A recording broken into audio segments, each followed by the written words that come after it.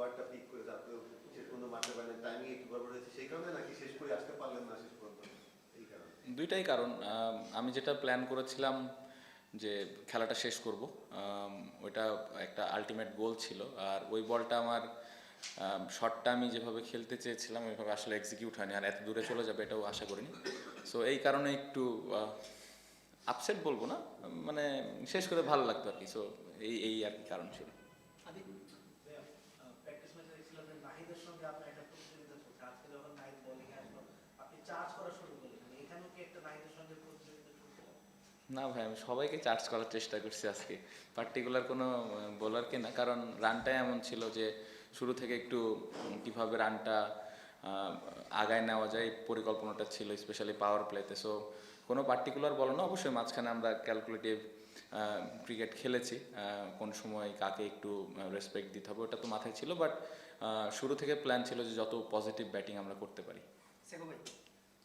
আপনি একটা ইন্টারভিউতে বলেছিলেন যে এই টুর্নামেন্টেরও আগে, বেশ কিছুদিন আগে, যে এই টুর্নামেন্ট দিয়ে আপনি আবার বিশ্বকাপের যে প্রেশারটা তৈরি করা এবং এখানে বিশ্বকাপে ফেরার একটা চ্যালেঞ্জ হিসেবে নেবেন, এবং সেই জায়গায় আপনি পৌঁছাতে পেরেছেন কিনা? আপনার দুটো ভালো ইনিংস দেখেছি, আরও কয়েকটা ভালো ইনিংস দেখেছি যেগুলি হয়তো আরও ব্যারিং বড় হতে পারতো।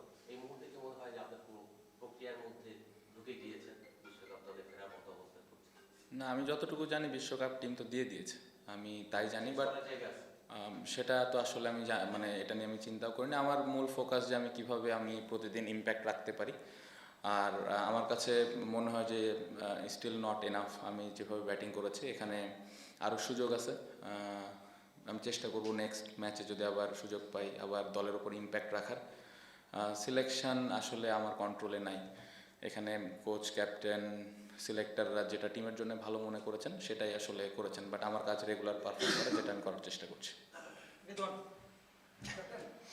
যদি আপনি টি-টোয়েন্টির ক্যাপ্টেন হতেন, আমাদের বর্তমান বিপিএলটা যদি আমরা চিন্তা করি, যারা টপ অর্ডার সবাই অফ ফর্মে, আপনি যেভাবে খেলছেন, আপনি যদি ক্যাপ্টেন হতেন, অন্য প্লেয়ার যদি এভাবে খেলতো, আপনি কি তাকে বিশ্বকাপের দলে আরেকবার রেকর্ড কনসিডার করতেন কিনা, যেহেতু 31 তারিখ পর্যন্ত একটা সময় আছে?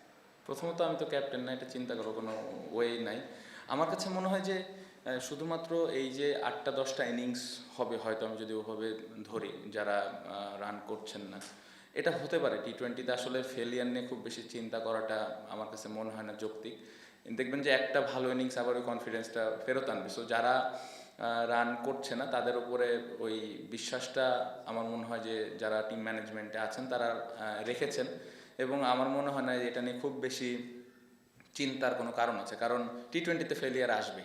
সো বিশ্বকাপের আগে রান করছে না, কেন করছে না, এত বেশি আসলে চিন্তা করার থেকে আমার মনে হয় পজিটিভ চিন্তা করা ভালো। এবং আপনি যদি আগের সিরিজগুলো, ইন্টারন্যাশনাল বায়োল্যাটারাল সিরিজ যারা ওনারা খেলেছেন তারা কিন্তু খুব ভালো অবস্থানে আছেন এবং বেশ কয়েকটা সিরিজও জিতেছেন। সো ওই কনফিডেন্সটা কিন্তু থেকেই যাবে। সো এটা নিয়ে খুব বেশি আমার মনে হয় না চিন্তার কোনো কারণ আছে।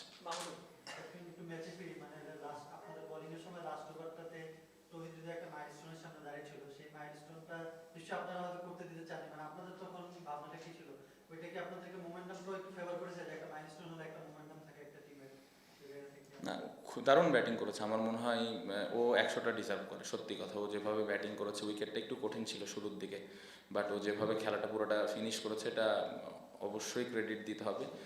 100 একটা মাইলস্টোন অবশ্যই অ্যাজ এ ব্যাটসম্যান হিসেবে সবাই 100 করতে চায়, বাট আমার কাছে মনে হয় যে ইম্প্যাক্টফুল ইনিংসটা খেলেছে এটা আরও বেশি দেখার মতো ছিল আমার কাছে মনে হয়। সো অবশ্যই মোমেন্টাম তো ওরা আসলে শেষের 7 ওভার বা 6 ওভার থেকে ওরা ভালো মোমেন্টামে ব্যাটিং করেছে। সো মোমেন্টাম ওদের ছিল।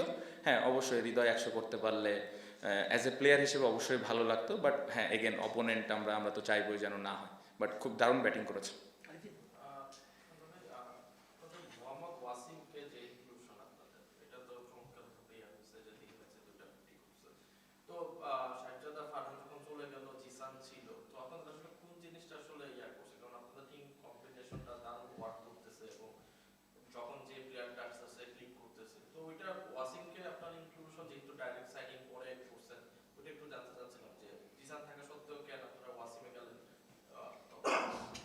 প্রথমে বলি, জিসান খুবই আনফর্চুনেট, খেলতে পারতেছে না। ও আসলে টি-20 ফরম্যাটটা যেরকম খেলে এটা খুবই মানে আমি বলবো যে আমার নিজের কাছেই খারাপ লাগছে, কারণ ওকে ওই সুযোগটা করে দিতে পারছি না, কারণ যেভাবে কষ্ট করছে, যেরকমভাবে ব্যাটিং করছে, খুব ভালো অবস্থানে আছে, বাট এগেন টিম কম্বিনেশনের কারণে আসতে পারছে না। বাট আমি বিশ্বাস করি ওর যদি অপরচুনিটি আসেও ভালো করবে।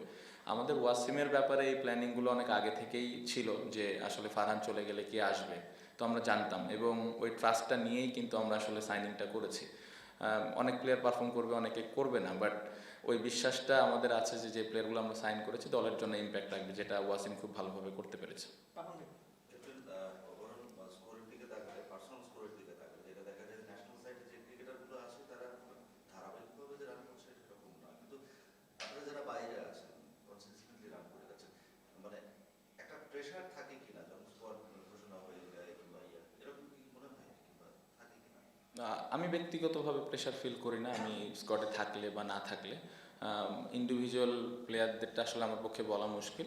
আমার মনে হয় না যে ব্যাটিংয়ের সময় এই জিনিসগুলো কাজ করে, কারণ ব্যাটিংয়ের সময় যারাই আমরা ব্যাটসম্যানরা আছি চিন্তা থাকে কীভাবে দলের হয়ে আমি ভালো করতে পারি। সো আমার মনে হয় না যে বাড়তি প্রেশার নিয়ে কেউ ব্যাটিং করছে, কারণ আমি বিশ্বাস করি আমাদের সিলেক্টর, কোচিং স্টাফ, ক্যাপ্টেন সবাই প্রত্যেকটা প্লেয়ারকে ভালোভাবে ব্যাক করে। সো আমার মনে হয় না এটা বাড়তি কোনো প্রেশার নিয়ে কেউ ব্যাটিং করছে। চুবি। রংপুরকে দুইবারই হারানো একটা সুপার ওভারে আজকে ডমিনেটিং রান একটু স্যাটিসফাইড কিনা দলের জন্য? না, এটাই তো অ্যাজ এ টিম হিসেবে এটাই আমাদের কাজ। আমরা লাস্ট ম্যাচটা ভালো ক্রিকেট খেলিনি, এটাও দেখতে হবে। চিটাগংয়ের সাথে আমরা খুব আমরা ম্যাচটা হেরেছি। সো এখানে আজকের ম্যাচটা খুব ইম্পর্টেন্ট ছিল। সো জিততে পেরেছি, খুবই ভালো। ইটস নট অ্যাবাউট যে রংপুরের সাথে জিতেছি। প্রত্যেকটা দলই এখানে ভালো দল। রংপুর অবশ্যই অনেক বড় দল, ওরা খুব ভালো ক্রিকেট খেলছে এবং আজকের ম্যাচও যদি দেখেন দারুণ ক্রিকেট খেলেছে। সো এই টিমের এগেনস্টে অবশ্যই জিততে পারলে তো কনফিডেন্স দিবেই, বাট ওভার এক্সাইটেড না। এবং আমাদের আরও সামনে ম্যাচ আছে, ম্যাচগুলো আমরা কীভাবে বেটার করতে পারি, আর একটু ইমপ্রুভ করতে পারি, এই জিনিসগুলো ইম্পর্টেন্ট। সো কনফিডেন্সের জায়গা থেকে আমি বলবো যে হ্যাঁ, ম্যাচটা জেতার কারণে 2 পয়েন্ট আমাদেরকে কনফিডেন্স দেবে। আদিব। জিমির হিসাবের কথাটা একটু জিজ্ঞেস করতে চাই। গতকালকে তিনি বেশ লম্বা একটা সময় উড়াল দিয়ে বাংলাদেশে এসেছেন এবং তারপরের দিনে আসলে রংপুরের মতো একটা বিগ ম্যাচে তাকে মাঠে নামানো হলো।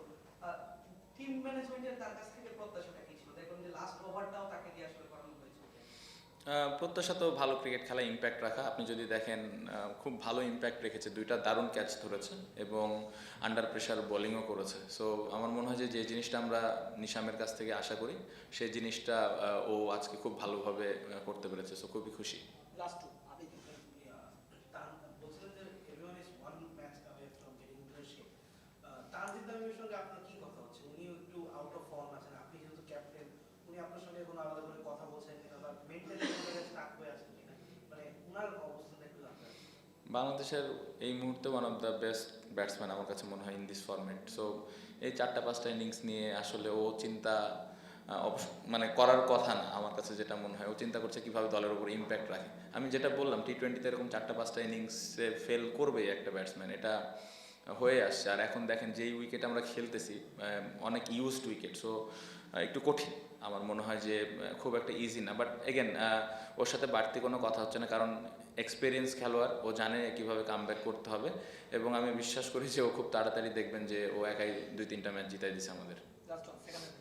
আর রংপুরকে পেলেই আপনারা জ্বলে উঠছেন, মানে অল আউট ক্রিকেট খেলছেন এবং জিততে যাচ্ছেন, এটাই পিছনে রহস্য। মানে ওদেরকে নকআউট স্টেজের ট্রায়ালটা নিয়ে নিচ্ছে। না, জিনিসটা এরকম না। আমাদের আজকের 2টা পয়েন্ট খুব ইম্পর্টেন্ট ছিল। আমি বললাম যে আজকে যদি রংপুর না হয় অন্য কোনো টিম হয়তো আমাদের সেম প্ল্যান, সেম অ্যাটিটিউড, সব কিছু ওরকমই সেমই থাকতো। বাড়তি কোনো কিছু আজকে আমরা করতে চাইনি যে আজকে রংপুর একদম অনেক কিছু করতে হবে। ওরা অনেক ভালো দল, ওই দলকে আমরা ওই রেসপেক্টটা দিয়েছি এবং ওই দলের কি স্ট্রেংথ আছে, কি উইকনেস আছে, এই জিনিসগুলো নিয়ে আমরা অ্যানালাইসিস করেই মাঠে এসেছি। সো খুবই খুশি যে আমরা এই প্ল্যানগুলো এক্সিকিউট করতে পেরে ম্যাচটা জিততে পেরেছি। ওকে, থ্যাংক ইউ।